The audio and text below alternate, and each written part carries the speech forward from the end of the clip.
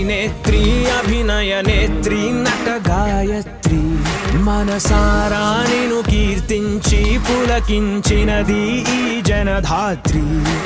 నిండుగా ఉందిలే దుర్గ దీవెనం ఉందిలే జన్మకో దైవ కారణం నువ్వుగా వెలిగే ప్రతిభాగుణం ఆ నటరాజుకు స్త్రీ రూపం